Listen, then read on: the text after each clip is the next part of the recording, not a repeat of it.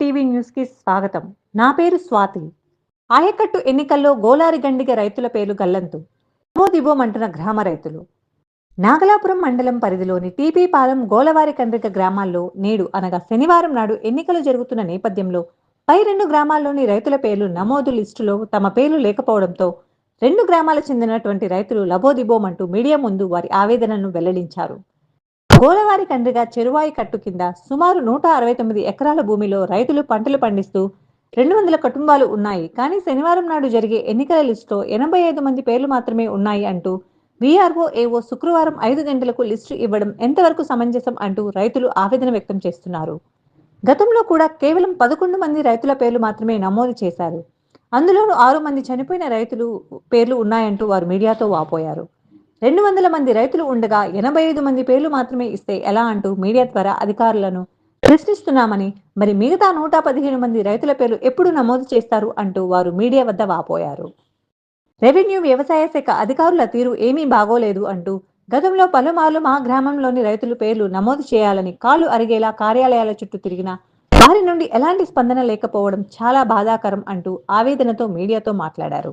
ఈ కార్యక్రమంలో G Ravi, P Chandraiah, G Venkateswarlu, Munivelu Setty, P Rangaiah, M Ankamma, Dhanunjayulu, Eswaramma, G Munivelu, S Munuswamy తదితర రైతులు ఉన్నారు.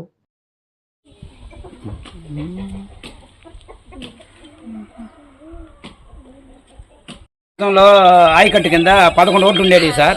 2 ఊర్లు చేరి ఒక 18 ఓట్లు అట్లా ఉన్నాయి. ఆ ఊర్లో 6, మా ఊర్లో 11. ఇక ఇప్పుడు మేము ఒక నెలగా అడుక్కుంటుంటే ఓట్లు ఏది యాడ్ చేయలేదు సార్.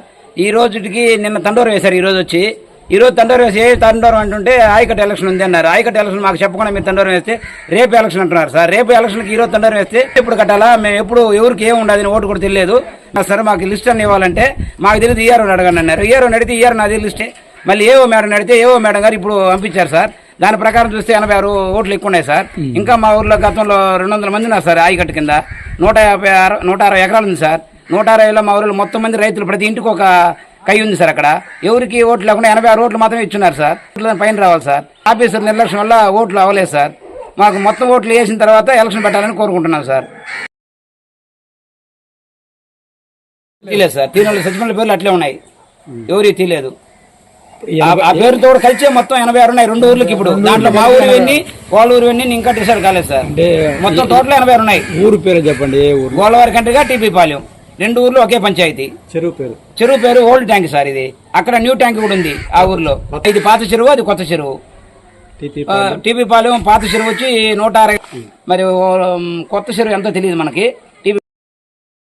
మా ఊరి కింద ఉండే రైతులందరూ వ్యవసాయం చేసుకునేవాళ్ళు సార్. కూలి చేసుకుని సొంతంగా వ్యవసాయం చేసుకుని జీవనం బతికేవాళ్ళే సార్. దీనికి సరైన నాయకులు లేకుండా, నీళ్లు లేకుండా, దానికి తూముకి లాక్ లేదు, ఆయకట్టు కాలువ చిక్కేది లేదు.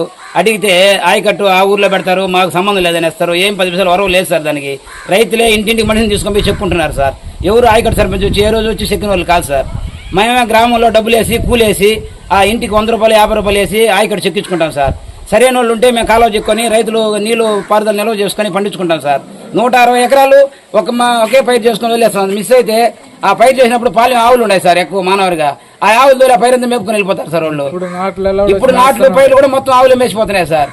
చాలా ఇబ్బంది ఉన్నాయి సార్ మాకు.